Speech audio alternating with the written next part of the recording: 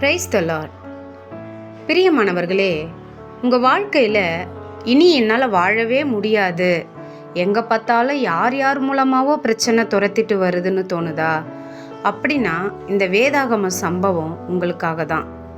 எரேமியா 32:27, நான் மாம்சமான யாவருக்கும் தேவனாகிய கர்த்தர், என்னாலே செய்யக்கூடாத அதிசயமான காரியம் ஒன்றுண்டோ? பிரியமானவர்களே, ஒரு நாள் மோசே இஸ்ரவேல் மக்களை எகிப்திலிருந்து அழைத்து கொண்டு வந்து கொண்டிருந்தார்.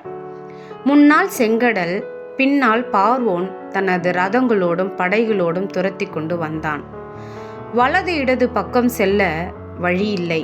மக்கள் எல்லாரும் பயந்து இனி நம்மால் தப்பிக்க முடியாது என்று கதறினார்கள்.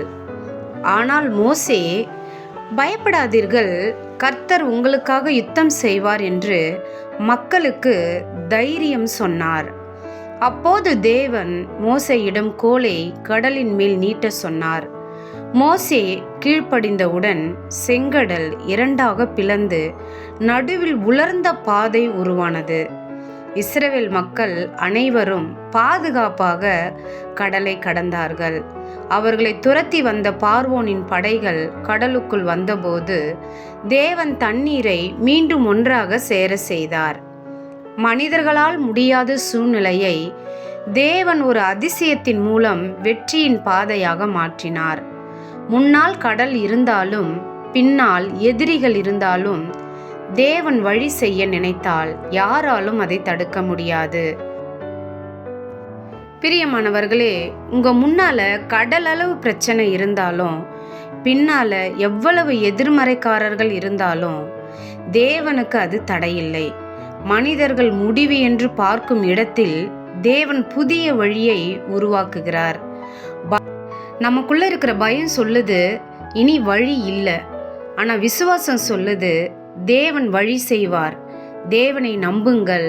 அவர் மூடிய கதவை திறக்க மட்டுமல்ல, இல்லாத இடத்தில் கூட ஒரு புதிய பாதையை உருவாக்க வல்லவர். ஜெபம் செய்வோமா? அன்புள்ள தகப்பனே, இந்த அருமையான நல்ல நாளுக்காக நன்றி செலுத்துகிறோம். நீர் கொடுத்த இந்த வார்த்தைக்காகவும் நன்றி செலுத்துகிறோம் அப்பா. ஆமாண்டவரே, முன்னும் பின்னும் ஆண்டவரே சோத்திரம்.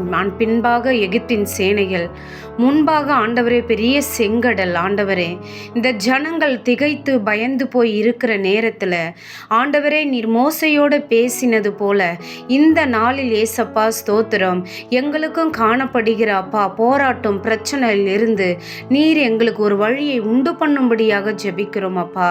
நீர் என் தேவனாகிய கர்த்தர் அப்பா. ஆண்டவரே, உங்களால் செய்யக்கூடாத அதிசயமான காரியம் ஒன்றும் இல்லை அப்பா.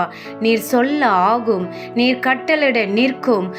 ஆண்டவரே சோத்திரம், உம்முடைய ஒரே ஒரு வார்த்தை போதும் ஆண்டவரே எங்க வாழ்க்கை மாறுவதற்கு. உம்முடைய ஒரு வார்த்தை போதும் எங்க வியாதிகள் ஆண்டவரே அப்பா நீங்குவதற்கு. அப்பா, எங்க சூழ்நிலைகள் மாறுவதற்கு உம்முடைய ஒரு வார்த்தை போதும் ஆண்டவரே. என் தேவன் நல்லவராய் இருக்கிறீரே சப்பா. ஆண்டவரே, இந்த நாளில் ஏசப்பா நீர் எங்களுக்கு ஒரு அதிசயமான காரியங்களை நீர் செய்யும்படியாக ஜெபிக்கிறோம் தகப்பனே.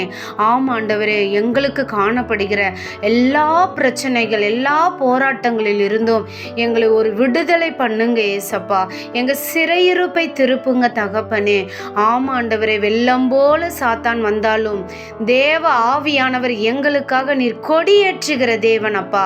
ஆண்டவர், அவனுக்கு நீர் ஆண்டவர் எங்களுக்கு ஜெய கொடி, அவனுக்கு தோல்வியின் கொடி அழிவின் கொடியை நீர் ஏற்றுகிறவர் அப்பா. அப்படியாக என் தேவன் எங்களை நீர் ஆசீர்வதியும் தகப்பனே. அப்பா சோத்திரம், கேட்டுக்கொண்டிருக்கிற ஒவ்வொருவருடன் இந்த வசனம் பேசட்டும் ஆண்டவரே. ஒவ்வொருவருக்கும் ஒரு விடுதலை நீர் கொடுக்கும்படியாக ஜெபிக்கிறேன் தகப்பனே. என் தேவன், அப்படியாக நீர் செய்ய போகிறீரே, அதற்காக நன்றி. இயேசுவின் நாமத்தினால் ஜெபிக்கிறேன் ஜீவனுள்ள நல்ல தகப்பனே. ஆமேன்.